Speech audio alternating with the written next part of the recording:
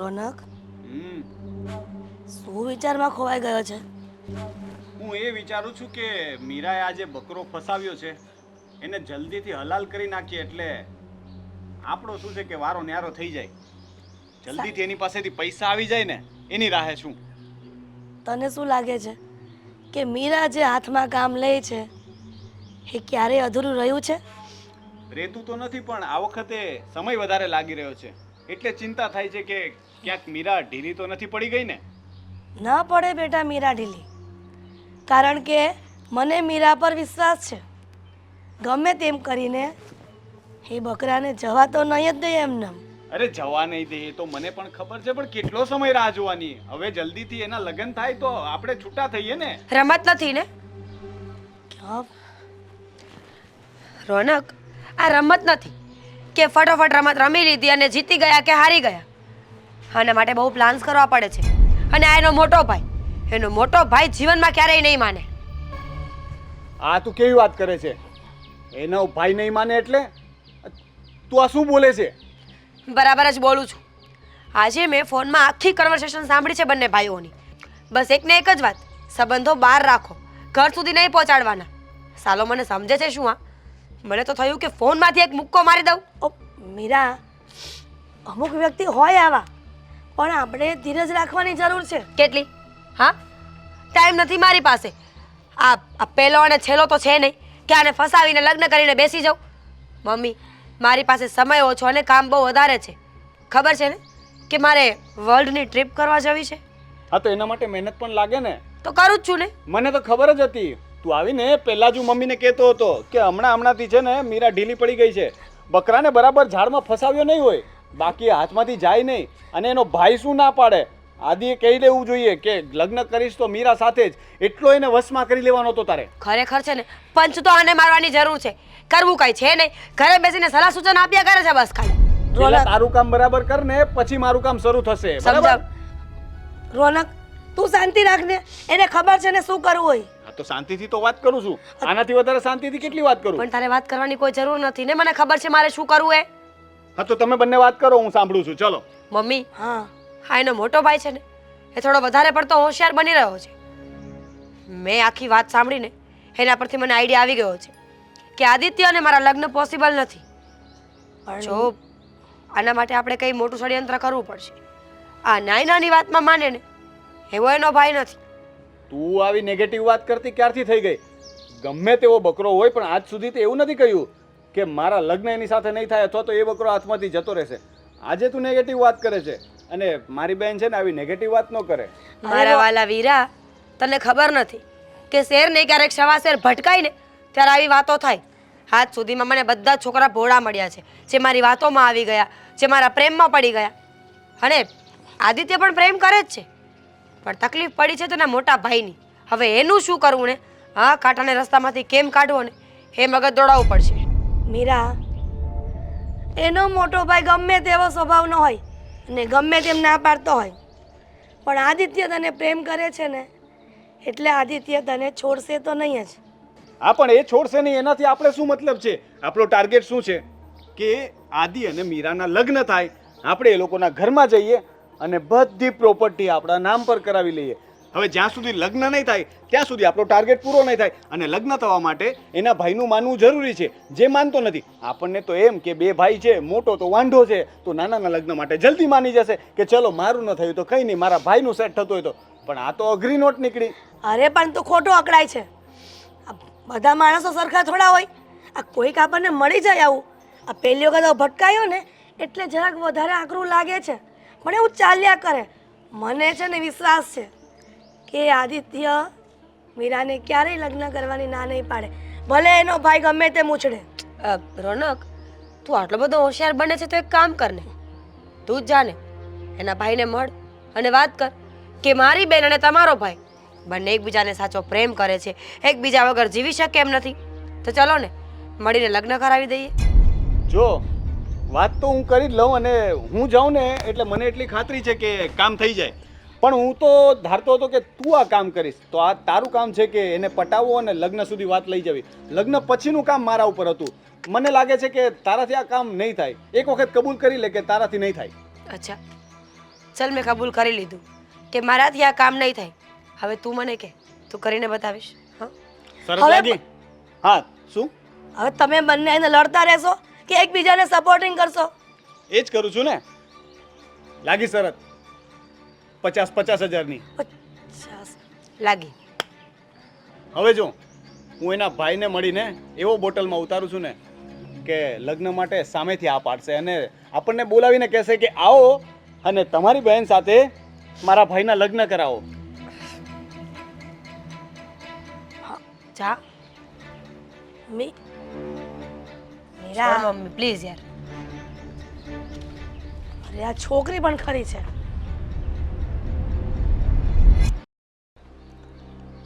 અરે હા ના એ આદિની લોકો એના ફ્રેન્ડ સર્કલ સાથે જાય છે બહાર એટલે આ વખતે મારે નહીં પોસિબલ થઈ શકે. અરે હા હા એ લોકો જાય છે થાઈલેન્ડ ને બધા ફરવા જાય છે એ લોકો. હા હા કંઈ નહીં હા હા વાત કરું છું હમણાં. Okay Dharmeshbhai right? Right. Hi, મારું નામ રોનક છે. આપણે પહેલાં ક્યારેય મળ્યા નથી પણ હું તમને મારી ઓળખાણ આપી દઉં. કોણ તમે? તમને તો ખબર જ હશે ને કે તમારો ભાઈ આદિ કોઈ છોકરીને પ્રેમ કરે છે. હા તો શું? હું એ છોકરીનો ભાઈ છું. તો અહીંયા શા માટે આવ્યા છો? જુઓ, હું તમને સમજાવવા માટે આવ્યો છું કે આદિ અને મારી બહેન મીરા એકબીજાને બહુ પ્રેમ કરે છે તો તમે એમના લગ્ન માટે હા પાડી દો. હું મારી બહેનનું માંગુ લઈને આવ્યો છું. એ બધું મેં આદિને સમજાવી દીધું છે કે એને લગ્ન કરવા કે ન કરવા. હા, એ બધી વાત મને એટલે તમે એવું કહેવા માંગો છો કે લગ્ન કરવા કે ન કરવા એ આદિની મરજી છે તો હું એની સાથે વાત કરું? ના, લગ્ન કરવા કે ન કરવા ને એ બધી મારી મરજી પ્રમાણે થશે, સમજ્યા? અને આદિને મેં કહી દીધું છે કે એના લગ્ન હું કરાવીશ અને હું જ્યાં કહીશ ને ત્યાં જ થશે, સમજ્યા? એક્ઝેક્ટલી, હું સમજી ગયો કે તમે મોટા ભાઈ છો, તમારી જવાબદારી છે, તમને આદિની ચિંતા છે. હું તમારી વાતથી સહેમત છું. એટલા માટે જ હું તમારી સાથે વાત કરવા માટે આવ્યો છું કે તમે હા પાડશો, તમે પરમિશન આપશો, પછી જે બંનેના લગ્ન થશે. પણ મારે કારણ એ જાણવું છે કે તમે લગ્ન માટે ના કેમ પાડો છો? લગ્ન હંમેશા બરાબરીના લોકો સાથે થતી હોય છે. તમે શું છો અને અમે શું છીએ એ પહેલા વિચાર કરીને પછી લગ્નનું માગું લઈને આવવું જોઈએ, સમજ્યા તમે? જુઓ ધર્મેશભાઈ, તમારી વાત સાચી છે કે લગ્ન બરાબરીમાં સારા લાગે, પણ એ ક્યારે કે જ્યારે આપણે અરેન્જ મેરેજ કરવાની વાત કરતા હોય ને ત્યારે. હવે મિયા બીવી રાજી તો ક્યાં કરેગા કાજી. હવે એ બંને છોકરાઓ એકબીજાને પ્રેમ કરે છે, ઠીક છે, એકબીજા વિના રહી શકે એમ નથી, એકબીજાને લગ્ન કરવાનો વાયદો આપી દીધો છે, તો પછી આપણે ના પાડવાવાળા કોણ? એ પ્રેમ કર્યા પહેલા તમારી બેને વિચાર કરવાની જરૂર હતી કે કોને પ્રેમ કરે છે. બસ હાલી નીકળ્યા છે પ્રેમ કરવા. જુઓ ધર્મેશભાઈ, પ્રેમ છે ને એ કોઈ જાતપાત કે ઊંચ નીચ નથી જોતો. એ તો તમે પણ જાણ્યું સમજ્યું હશે. અરે આ બધું ફિલ્મોમાં સારું લાગે, કહેવતોમાં સારું લાગે, હકીકતમાં નહીં, સમજ્યા તમે? ઓકે, ચલો હવે આપણે એ વાતને સાઈડમાં મૂકી દઈએ, પ્રેમની વાત સાઈડમાં મૂકી દઈએ, વાત બરાબરીની અને હેસિયતની કરીએ. ઠીક છે, માન્યું, તમે બહુ મોટા માણસ છો, પણ સાંભળો, અમે પણ કંઈ એટલા નાના પરિવારમાંથી નથી. શું છે તમારી પાસે મને જણાવશો તમે? તમારી પાસે શું બેંક બેલેન્સ છે, શું પ્રોપર્ટી છે, તમે મને જણાવી શકશો? હા, જો અમારી પાસે અહીંયા એક બંગલો છે જે તમે ગમે ત્યારે આવીને જોઈ શકો છો ને આવશો તો મને બહુ ગમશે. પછી ગામડે અમારી જમીન છે, લગભગ 50 વીઘા જેવી જમીન અમારી ગામડે છે.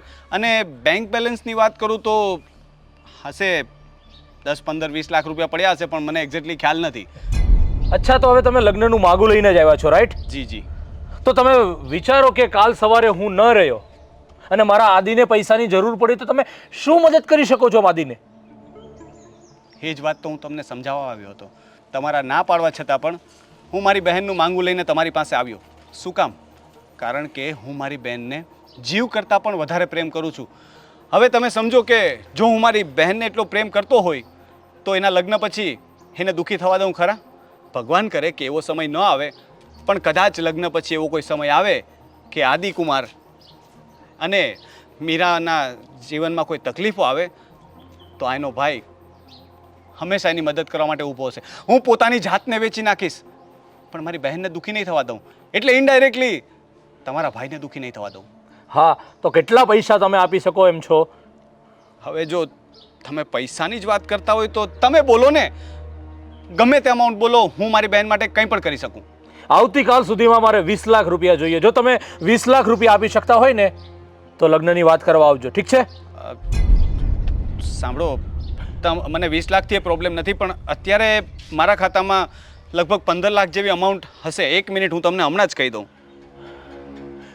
જો ભાઈ, એક્ઝેક્ટલી એ મારે કશું જોવાનું નથી. જો તમે તમારી બેનના લગ્ન મારા ભાઈ સાથે કરાવવા ઈચ્છતા હો ને તો આવતીકાલ સુધીમાં 20 લાખ રૂપિયા કેશ જોઈએ, પછી માગું લઈને આવજો, ઠીક છે? થઈ જશે ધર્મેશભાઈ, થઈ જશે. કાલે આવું છું 20 લાખ રૂપિયા લઈને. આ તો નાનું ઇન્વેસ્ટમેન્ટ છે. હવે કરોડો રૂપિયાની પ્રોપર્ટી લેવાની છે તો 20 લાખ રૂપિયાનું ઇનિશિયલ ઇન્વેસ્ટમેન્ટ તો કરી જ શકાય ને. થઈ જશે.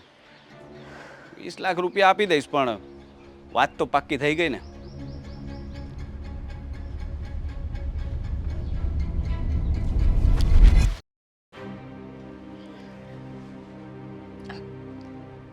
આદિ, શું કરો છો ફોનમાં?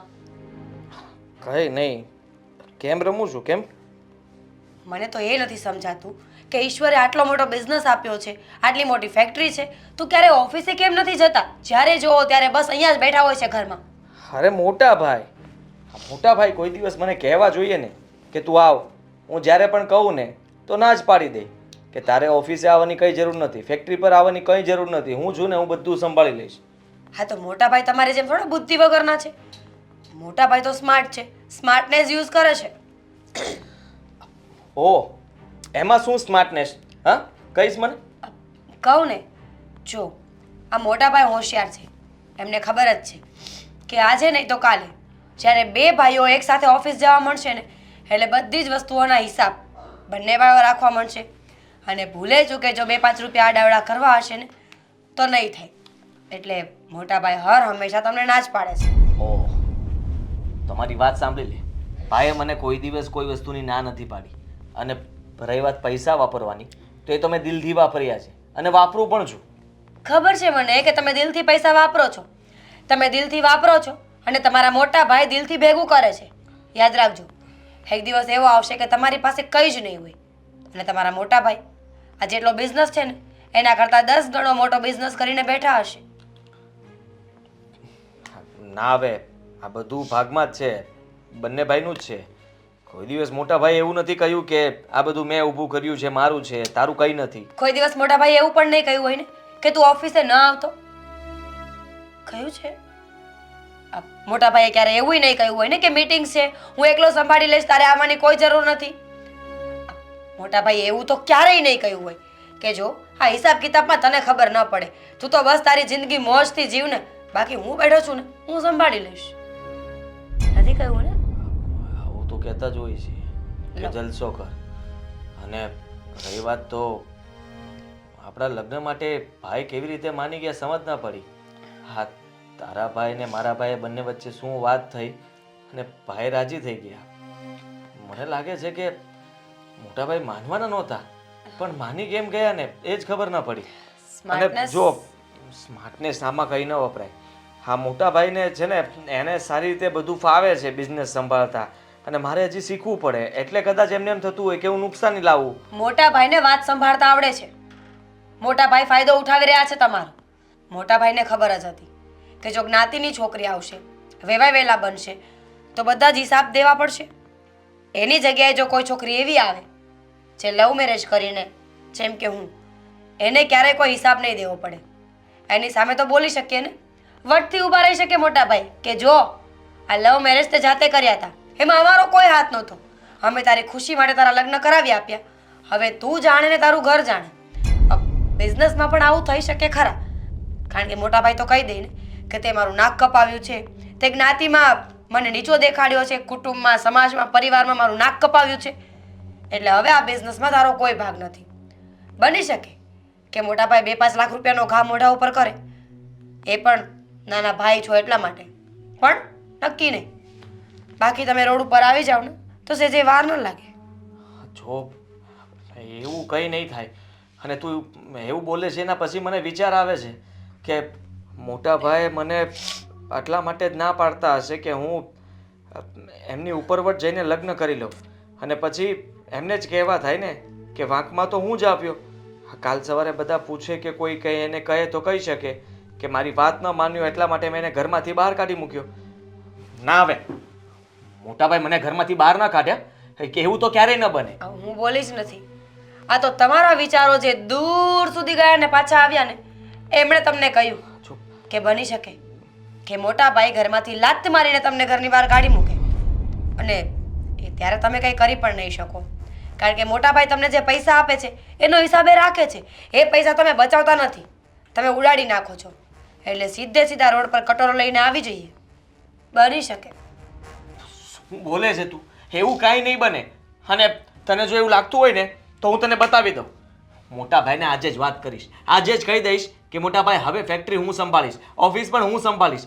તમે છે ને આરામ કરો.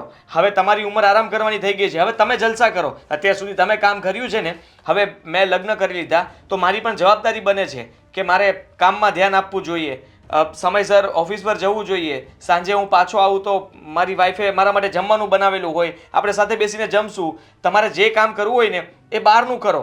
બાકીના બધા કામ ઓફિસ વર્ક તો હું જ સંભાળીશ. બસ. તમારું કામ નહીં, તમારું કામ નહીં. મોટા ભાઈની સામે તમે એક શબ્દ બોલી દો ને તો તમે કયો એ કરવા હું તૈયાર છું. અરે જ્યારે લગ્નની વાત કરી હતી યાદ છે ને, મોઢામાંથી અવાજ નહોતો નીકળતો. કારણ કે મોટા ભાઈએ પોતાની ઇમેજ જ એવી બનાવી છે તમારી સામે કે તમે એમનાથી ડરીને જ રહેવાના છો આખી લાઈફ. હું મોટા ભાઈને કહીશ. હા, તમારું કામ નહીં. તો તું જો અત્યારે જ જાઉં છું, સાંભળજે. હા, હોલમાં મોટા ભાઈ સાથે વાત કરી લઈશ અને કહીશ કે આજથી તમે ઓફિસે નહીં જાઓ, હું જ જઈશ. બસ એ જ સાંભળવું છે ને તારે? તો જો મોટા ભાઈ મારી વાત માનીને રહેશે. અને best of luck. Thank you.